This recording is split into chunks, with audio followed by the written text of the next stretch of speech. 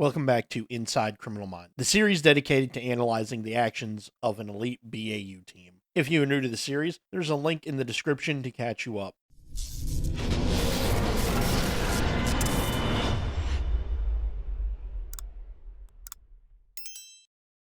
This episode begins with the entire town at a pep rally celebrating an undefeated season for the football team, with the coach giving an impressive speech to get cut down almost immediately by three girls in a car, lamenting the fact this is the same speech he gives every year. And immediately we understand the dynamic of these girls as friends. And one coughs and even jokes. Yeah, it's just a little cough. It's not going to kill me.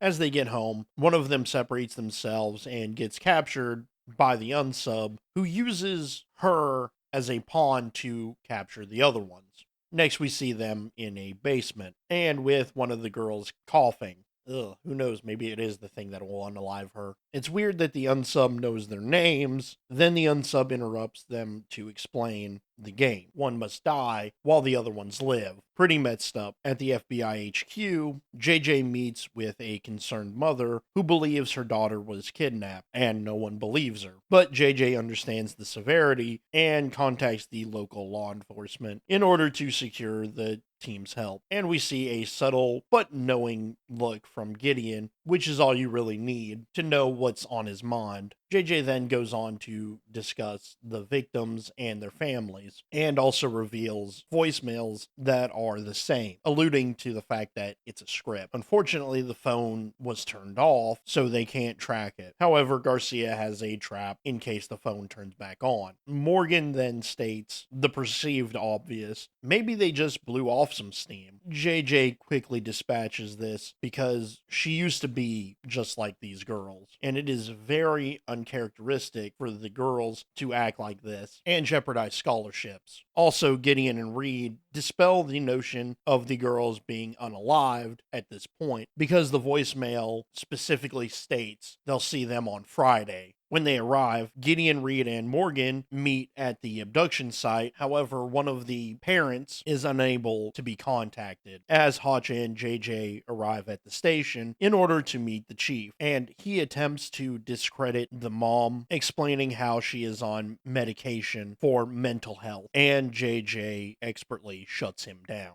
Didn't she raise Polly on her own after her husband abandoned her, 12 years ago? That's right, yep. If you were in her place, don't you think you'd be a little depressed?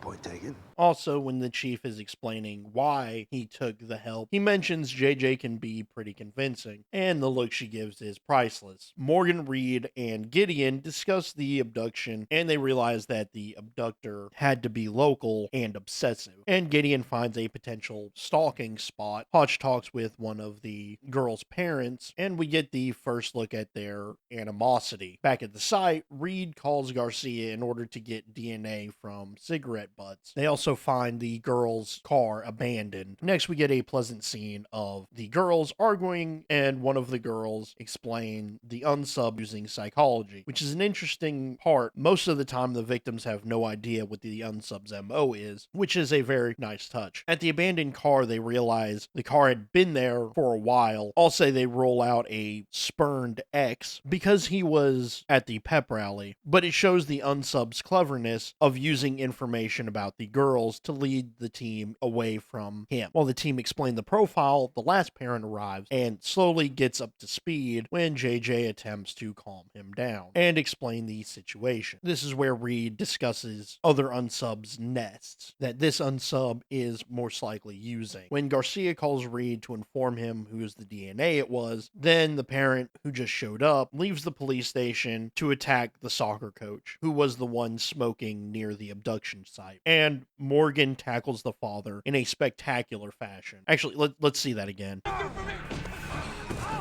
And they bring both back to the station. Meanwhile, the girls are trying to keep it together, but one of them is lashing out. And the sick one is the one that figures out the angry one's plan to end her, which again is pretty interesting because she was also the one who figured out the unsub's MO. Next, the garbage man finds the soccer jerseys belonging to the girls as Gideon interrogates the coach and explains that his DNA was found at the abduction site, but ultimately it's not him for two reasons. One, this is the most convenient evidence for someone this sophisticated. And two, the episode is not nearly close to ending. In the meantime, Morgan meets with the garbage man at a hotel that the father, who was late to the turmoil, frequents under a fake name for fun at night. Also, Hotch is interrogating the father to learn why he thought the coach was the one who had the girls, because he should be a SO due to a mishap with a underage prostitute. But he got the record expunged with the help of the father. But again, the evidence was just laid out so perfectly that it couldn't be him. As they figure this out, Morgan reveals that the father was at a hotel the night the girls were kidnapped. Hotch confronts him about it, and the father reveals what he was doing at the time and has someone to corroborate the story. The team then decide to bring the family together in an attempt to find a common friend or acquaintance to be the unsub. In the basement, the girls discuss options, and the mean girl is trying to convince the other girl to waste the sick one in order to survive. And the mean girl calls to the unsub, and he drops 2 hammers in the room in order to force them to unalive one of them. At the police station, the families are ripping into each other, their past mistakes and differences of opinions. Meanwhile, the unsub is letting the girls out. And kudos to the director for 2 reasons. One, as the families devolve, we see the unsub releasing the girls. Their turmoil is juxtaposed to the girls' turmoil, and the other is strategically framing so to obscure one of their identities. As the family fight, the team tried to calm everyone down. It comes to a head when one of the mothers talk about the daughters being a bad seed, when the original mom lashes out, and JJ finally steps in, explains to them how important the 3 girls are to each other. And I would love to show it, but copyright won't let me. But it is an amazing scene. I highly recommend it. And it really shows you how powerful JJ is. She sees the families devolving, and as quickly as she possibly can tries to bring them back. And also she uses what I like to call pseudo profiling skills to bring them back on track. And they finally rallied together. Unfortunately, it's a little too late. Garcia gets a track on the phone, and it turns out the girls are right outside the police station. Everyone goes to see when Hotch gets Morgan to hold the parents back because there's only 2 girls. And this is where it's revealed that the sick one survived with the nice one. Then the girls get interrogated by the team, and JJ steps out to grab some water for one of them, and one of the parents realizes that they were all on the championship team years ago, prompting JJ to take one of the pictures in order to potentially get a positive ID. And when she goes back to talk to one of the victims, JJ talks about her past and informs the girl how lucky she was to have a mother who loves her so much. She went all the way to the FBI HQ in Virginia in order to get help, and that she wasn't going to leave until she got it, which just shows you how powerful this mother is, who in every time that she's brought up by any of the people in the town, she's looked downward because of her mental state. Meanwhile, the sick girl tells of what happened and what she did in order to escape, which was stab the mean girl in the back. She also explains why she did it, but they do get a positive ID, and it turns out it was the garbage man. Now, don't you teach that when a body is hard to find,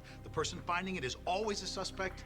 So my question is why wasn't he brought in for questioning after finding this crucial piece of evidence? But the chief explains that he had a scholarship, but due to an injury, he couldn't actually use it. Luckily, the chief knows where he lives, and they catch him in the basement with the girl. And the unsub explains why he felt wronged by his teammates. And he also leaves in handcuffs. Gideon looks as if he's giving a prayer over her. After that, the team leaves on the jet. Hotch recognizes JJ's work and even entices her to be a profiler, and she reveals that has no interest in being a profiler and that she is the one who dictates which cases they go on. And that's what gives her her sense of belonging on the team. But in the future, she does become a profiler, which is interesting. This episode is definitely a JJ episode, and how she handles herself in the midst of the family members at each other's throats is astounding. She shows skill details of which a profiler needs, and this episode alone shows why she is necessary to the team. It's also nice that Hotch gives her some recognition. It's not that he didn't before, but it's always good to see. The unsub in this episode was immensely more interesting than most of the unsubs that we've seen beforehand. His hate forged who he was and definitely brought him into a different class of unsub, especially the fact he had his victims choose, which is on a whole nother parameter, and how sick he was to exploit their weaknesses. Also, the first time watching this episode, I was unsure who the hooded girl was. I totally believed Mean Girl was going to be the culprit until the hood was put down, magnifying this episode as a mysterious one. Also, I find it interesting that football and football are two completely separate sports. The football in this context was the American football, and the victims were playing football or soccer. It's interesting that on two sides of the same coin, one gets praised and the other one gets looked down on. And with that, thank you for watching. If you are curious on what happens to a spy when he gets fired, check out my other series, Burned Notice. Link in the description. And as always, don't forget to like, share, and subscribe.